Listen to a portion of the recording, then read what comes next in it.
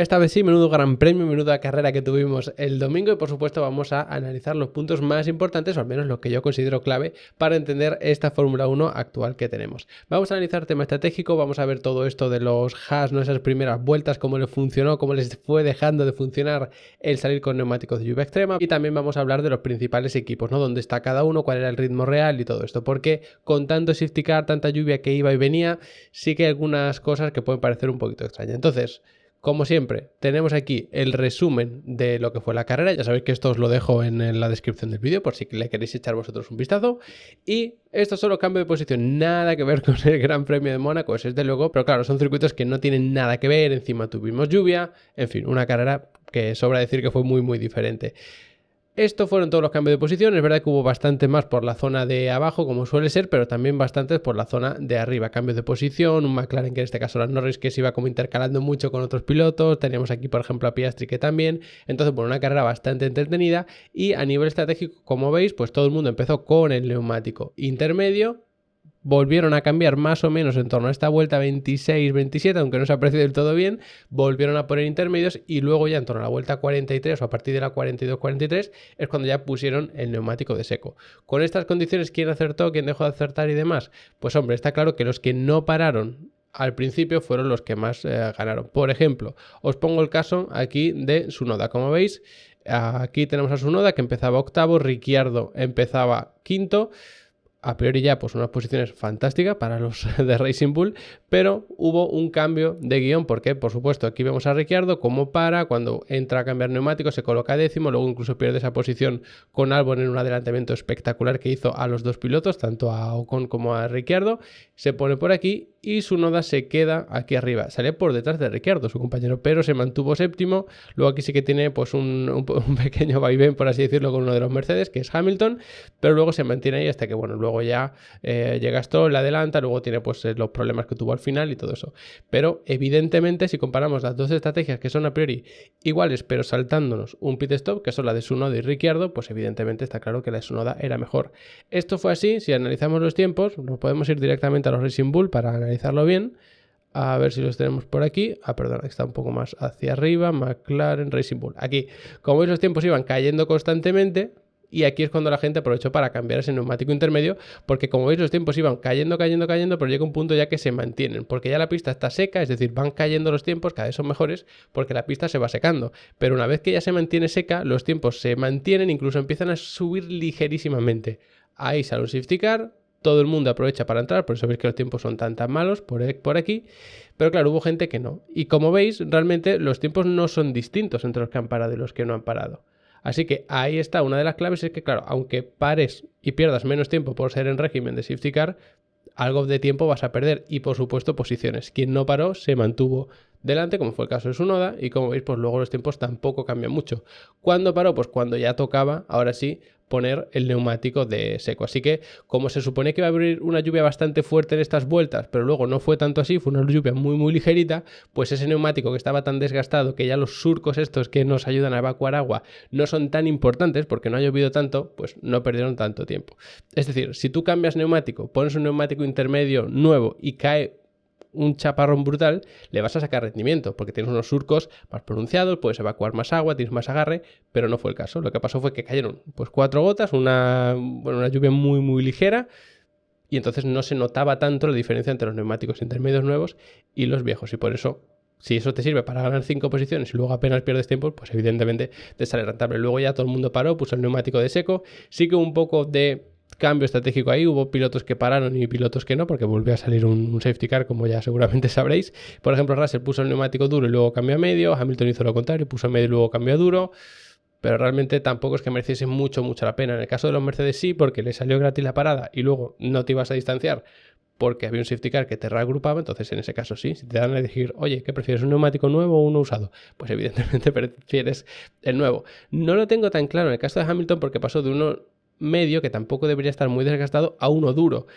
¿Qué es mejor? ¿Un medio un poco gastado que es más rápido o un duro que está nuevo pero teóricamente es más lento? A mí me dio la sensación de que era mejor mantenerse con el neumático medio, viendo lo que vimos con el neumático medio de Russell, que lo estiró bastante, incluso Norris, Verstappen, porque bueno, en el caso de Norris, por ejemplo, sí que parecía que tenía mejor ritmo cuando la pista se secaba que Verstappen, que los Mercedes, que podía ser por un tema de degradación. Entonces pensaba, bueno, pues vale, a Norris le viene bien el medio porque degrada menos, pero es que a Verstappen no parece que degradase tan poco como Norris y también le sirvió para llegar al final sin problemas. Así que creo que la decisión de haberse quedado con el neumático medio en el caso de Hamilton hubiese sido mejor, o incluso poner un neumático medio con Russell al principio, que luego tienes la suerte que sea un safety car, es cierto, pero la decisión en la vuelta 44 de poner un neumático duro a Russell en vez de un medio creo que no fue la acertada, lo que pasa es que luego se encontraron con esa suerte. Ahora hablamos del rendimiento de cada equipo.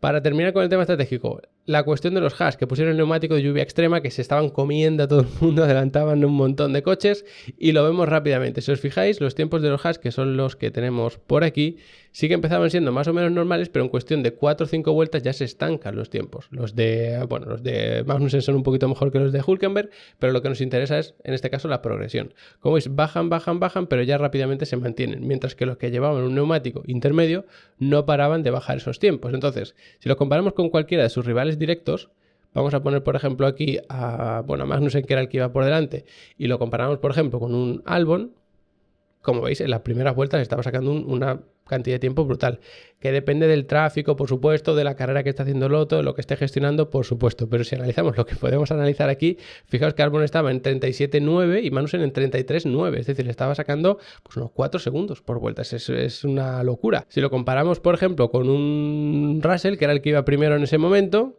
quito de Albon aquí, pongo a Russell, que lo tengo aquí, fijaos que estaba haciendo los mismos tiempos al principio. Lo que pasa es que a partir de la vuelta 4 o 5, los tiempos de Russell siguen bajando y los de Magnussen se estanca. Entonces ahí es cuando Magnussen decide entrar. En el caso de Hülkenberg, que alarga todavía más la parada, pues como veis, sí, aquí es que está calcando los tiempos de cabeza de carrera de Russell, el que iba solo delante, sin el spray de nadie, que marcaba el ritmo realmente que podían tener en ese punto. Pues Hülkenberg estaba marcando el mismo ritmo. Lo que pasa es que luego, como veis, se va estancando.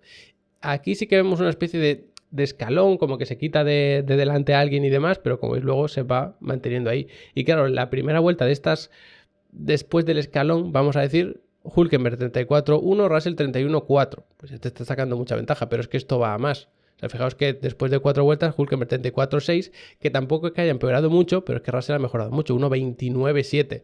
Eso ya pues no se puede mantener. Ojo, que lo estamos comparando, por supuesto, con el líder de la carrera, pero si lo comparásemos con Albon, por ejemplo, pues igual, aquí le estaba sacando mucha ventaja, pero luego cuando tú te estancas y ellos siguen mejorando, pues ahí es cuando ellos te sacan pues en torno a 2-3 segundos, que ya no se puede mantener y por eso tienen que parar.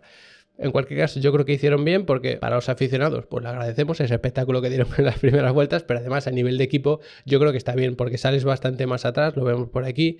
Hombre, pues un Magnussen que sale 14º, Hülkenberg que sale por aquí, que no sé exactamente por qué no se está viendo, pero bueno, está saliendo 16º, 17º, perdón, pues dices, ostras, ¿qué hago? Pues tendré que arriesgar y de hecho fijaos lo bien que le sale. Aquí tenemos a Hülkenberg 17º y en prácticamente unas pocas vueltas se pone 8º. Magnussen que sale 14º, en pocas vueltas se pone 4º. Imaginaos que sale aquí el safety car. Pues evidentemente te luces, que de repente la lluvia no para y sigue lloviendo y no se seca la pista, pues había varias posibilidades que te permitirían haber afianzado esas posiciones tan altas que sí, se supone que no te corresponden, pero si no te la juegas nunca la vas a poder alcanzar. Entonces, sabiendo que salías tan mal y que te iba a ser muy complicado adelantar y ganar posiciones, yo creo que arriesgar con la estrategia fue la decisión acertada. Y luego tenemos ya, nos centramos un poco en la parte de arriba, el ritmo de los McLaren, con los Mercedes, con Verstappen y demás. A ver, bueno, me vengo aquí, perdona por el mareo de subir y bajar. El tema de los ritmos, yo lo suelo mirar porque evidentemente me gusta, porque bueno, estos gráficos los saco yo porque evidentemente creo que pueden aportar información y aquí tenemos el stint de cada uno. Sin embargo, fueron tan extrañas las tandas que realmente utilizar un tiempo de referencia para todo un stint en este Gran Premio concreto creo que sería un error o nos estaríamos quedando mucha información por el camino. Porque una cosa es que uno degrade más que otro, que los tiempos vayan mejorando, empeorando, lo que sea. Y otra muy diferente es que la pista se vaya secando, que tengas luego el aire libre, entonces eso influye mucho. Entonces por eso prefiero centrarme más, aunque sea un poquito más complicado por así decirlo, en el análisis vuelta a vuelta. Si comparamos a Verstappen con Norris, fijaos que al principio Verstappen sí que es bastante más rápido, pero luego Norris es como que se acostumbra un poquito más a la pista también y aquí es más rápido. Entonces, en el primer stint, en general, sí que vemos a Norris más rápido. Esto habría que contextualizarlo, por supuesto, con lo que tenemos arriba. Si quitamos al resto de pilotos, para tener un poquito más claro, vamos a quitar a Hülkenberg, Tsunoda, Magnussen, Stroll, Alonso, Gasly. Ahí está, tenemos a los dos McLaren, los dos Mercedes. y a Verstappen, ¿no? Que son como los 5 grandes pilotos que vimos en este Gran Premio, los que optaban a podio y demás, ¿no?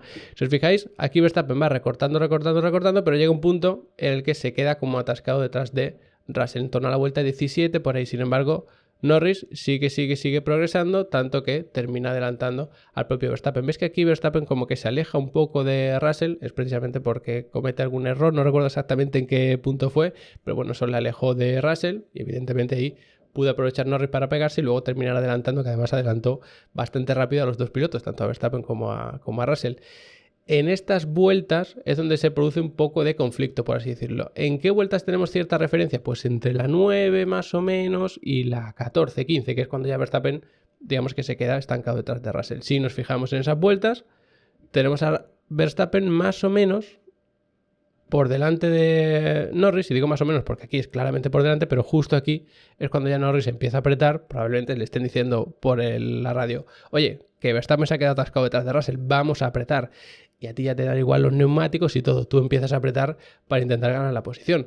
En ese momento, como veis, pues Norris es bastante más rápido, consigue adelantar a Verstappen, consigue adelantar a Russell, y de hecho podemos poner también aquí en la ecuación a Russell, sabiendo que además son colores bastante distintos, y como veis, bueno, los tiempos muy pegados entre ellos, sobre todo entre Russell y Verstappen, pero Norris cuando adelanta se nota que tiene bastante más ritmo. Fijaos en estas vueltas, Norris está en torno a 2 segundos más rápido por ahí, que es una barbaridad, pero claro, es que tenían los neumáticos mejor que el resto.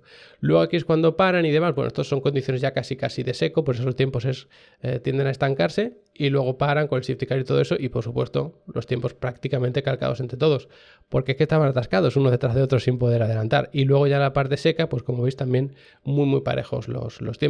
Sí que está sacando pues uno en torno a 2 décimas a otro en torno a 1 décima, pero décima arriba, décima abajo, sí que mantiene un ritmo muy parecido. Creo que el gran acierto de Red Bull en cuanto a la estrategia les permitió ganar la carrera, pero no me dio la sensación de que Red Bull fuese el mejor coche claramente, sino que Verstappen hizo lo que tenía que hacer, que Russell cometió errores y que McLaren cometió errores en la estrategia de Norris.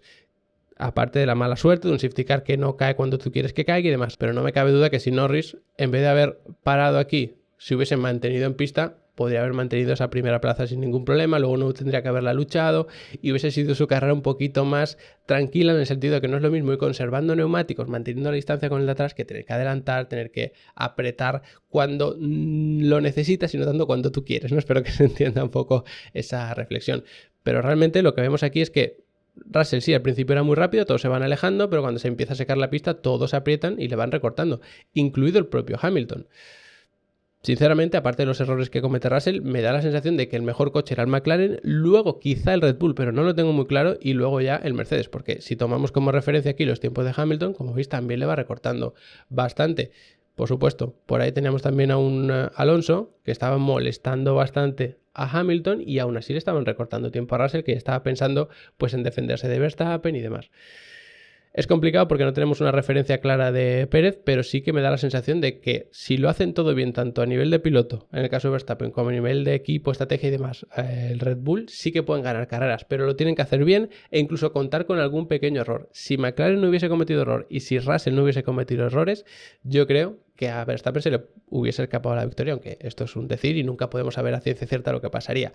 Y es algo extraño porque parecía que era Ferrari y McLaren los que podían competir y Ferrari se ha quedado un poquito atrás, se ha metido en esa batalla de repente Mercedes. Si nos metemos con los tiempos de Carlos, porque, a ver, podríamos analizar los tiempos de Leclerc, pero sabiendo que tiene ese problema con la unidad de potencia y demás, no podemos saber el potencial real. En el caso de Carlos, pues tienes tráfico, tienes mucho spray, nunca puedes esperar que el que va 12º tenga el mismo ritmo que el que va primero, pero sí que hay cosas interesantes. Y como veis, vamos a compararlo directamente con Russell.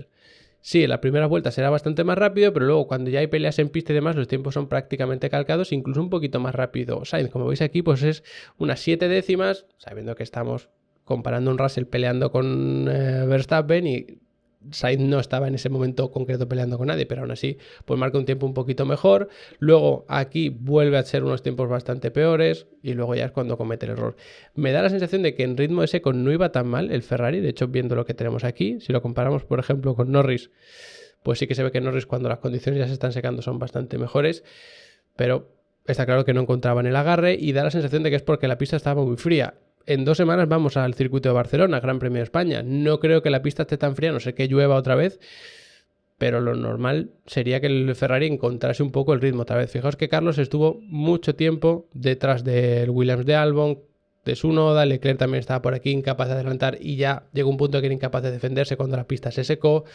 Entonces, bueno, evidentemente no le podemos pedir a Carlos que de repente tenga el ritmo de cabeza de carrera, porque tendrías que pasar a todos estos por el lado húmedo de la pista y no estaba como para intentar adelantar ahí. Entonces, a mí sí que me da la sensación de que el Ferrari está un poquito en tierra de nadie cuando las condiciones de agarre se complican, que teóricamente es lo que le pasó también al Red Bull, pero Verstappen creo que está a un nivel bastante espectacular. Que se habla mucho de que a lo mejor era solo el Red Bull, que Pérez no era capaz de entender el coche y no era capaz de pilotarlo, pero el coche era buenísimo, por eso Verstappen ganaba. Sinceramente, tal y como está la cosa ahora mismo, a mí me da la sensación de que Verstappen está a un nivel espectacular y que tampoco se puede discutir mucho, porque yo no veo a ese Red Bull dominando y que solo caen cuando se cometen muchos errores y demás. Yo veo a Verstappen haciéndolo todo o casi todo prácticamente perfecto, porque en esta carrera sí que le hemos visto cometer algún error por ahí.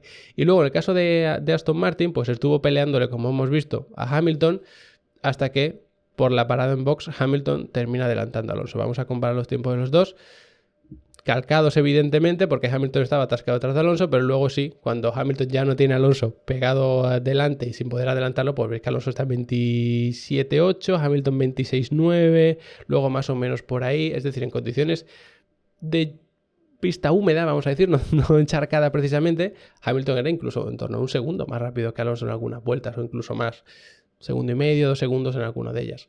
Está claro que el Aston Martin no está al nivel del Mercedes, porque se habla mucho, ostras, si de repente el Mercedes va bien y justo el Aston Martin también, a lo mejor es que las piezas que comparten pues están muy limitadas, eso está limitando a Aston Martin.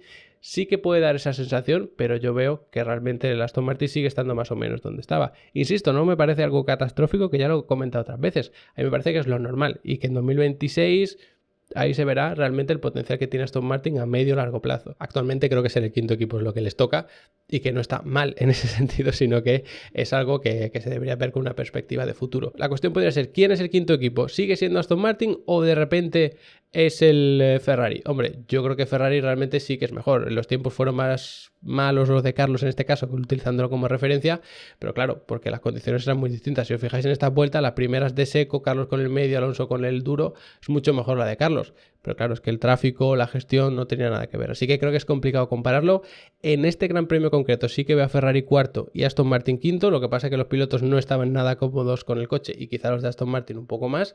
Pero en Barcelona creo que van a cambiar bastante las cosas si no llueve. Y tenemos temperaturas de calor y demás, que al final es junio en España. Y lo normal es tener una pista bastante caliente, que tengamos mucho agarre y también mucha degradación. Que ahí es donde Ferrari ha destacado en otras carreras de este año. Así que veremos qué es lo que pasa. De todas formas, si queréis saber más de Fórmula 1, tanto a nivel deportivo como a nivel mecánico, técnico, todo esto, pues sabéis que tenéis Level Up Academy, que es mi academia personal. Hay 50 cursos, vamos subiendo además cada vez más contenido, lo hacemos en directo, aunque luego queda subido para que lo veáis cuando queráis, desde donde queráis, no importa que estéis en Argentina, en España, en Alemania, en Estados Unidos, en México, donde sea, podéis acceder a todo el contenido, podéis estar los meses que queráis dados de alta y además de los cursos y las masterclasses, que son como clases especiales extra, por así decirlo, tenéis la descarga, tenéis el soporte para dudas, tenéis los setups para Sim Racing, es que lo tenéis absolutamente todo. De verdad, echarle un vistazo, merece y mucho la pena. En mi opinión, creo que es la mejor forma de aprovechar el tiempo libre de verano, eso ya depende de cada uno, pero os invito al menos a echarle un buen vistazo. Además, la primera clase de cada curso es gratis, es una breve introducción para que entendáis el curso que va a ser, y es gratis, le podéis echar un vistazo así entendéis un poco mejor cómo va el formato y demás. Lo dicho, gracias como siempre por quedaros hasta el final del vídeo y nos vemos muy pronto.